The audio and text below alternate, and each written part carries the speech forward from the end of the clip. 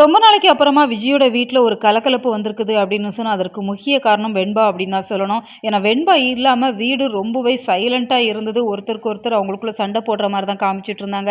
இப்ப வெண்பா வீட்டுக்கு வந்ததுக்கு அப்புறமாவே ரொம்பவே ஜாலியா வெண்பா அவங்க அம்மாட்ட, அப்பா கிட்ட அப்படின்னு சொல்லி ரொம்பவே அழகா பேசிட்டு இருக்கிறாங்க. அத பார்க்க ரொம்பவே நல்லா இருக்கு. ஆனாலுமே விஜய் ஏன் உம்முன்னு இருக்கிறாங்க அப்படிங்கிறதே தெரியல. சரி வெண்பா தொலைஞ்சு போயிட்டாங்க. அவங்கள தொலைச்சது மல்லி அப்படிங்கிறதால தான் மல்லி மேல கோபத்துல இருந்தாங்க. அவங்கள கரிச்சு கொட்டிட்டு இருந்தாங்க.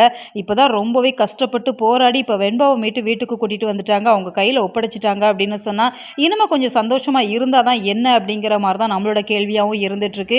இப்ப வெண்பா தான் 2 பேரையுமே பேச வைக்க ட்ரை பண்றாங்க. ஏன்னா வெண்பாவுக்கு ஓரளவு நல்லாவே தெரிஞ்சிருது. 2 பேருமே சரியா பேசிக்கிறது இல்ல. தனித்தனியா தூங்குறாங்க. மல்லியம்மா சமைச்ச சாப்பாட்ட டாடா சாப்பிடுறது இல்ல அப்படிங்கிற மாரி எல்லா கொஸ்டினையுமே ஒன் பை ஒன்னா விஜய் கிட்ட கேட்கறாங்க. விஜயுமே எல்லாத்தையுமே சமாளிக்கிறாங்க. மல்லியம்மா இருக்கிறப்ப எதற்கு மேல்நேசு வச்சீங்க அப்படிங்கிற மாரி கேட்கறாங்க. எதுக்கு நீங்க தனியா தூங்குறீங்க அப்படிங்கிற மாரி மல்லிகிட்ட கேட்குறாங்க.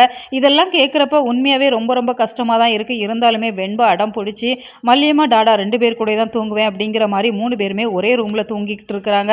அந்த சமயத்துல தான் வெண்பா பயந்து கத்துறாங்க. ஏன்னா அவங்கள பொறுத்தவரைக்கும் அவங்கள கடத்துனது, அவங்கள தொரத்துனது அப்படிங்கிற எல்லாமே அவங்களோட மைண்ட்ல ஸ்டோர் ஆயிடுச்சு அப்படிங்கிறதால அதனால இப்ப திரும்பவுமே ஃபிட்ஸ் வந்துருது. இப்ப நைட் டைம்ல ஹாஸ்பிட்டல் கூட்டிட்டு போறாங்க.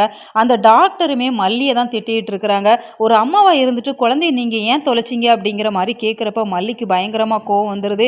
ஏன் டாக்டர் நீங்களுமே இப்படியெல்லாம் பேசிட்டு இருக்கிறீங்க, ஒரு பொண்ணை மட்டுமே எப்போதுமே ஏன் ப்ளேம் பண்ணிட்டு இருக்கிறீங்க, நாங்கள் என்னதான் எங்கள் குழந்தைய கண்ணுக்குள்ளே வச்சு காப்பாற்றினாலுமே கண்ணை நோண்டி எடுத்துட்டு போகிற மாதிரி கடத்திட்டு போயிடுறாங்க அப்படிங்கிற மாதிரி மல்லி ஒரு வார்த்தையை சொல்லியிருப்பாங்க.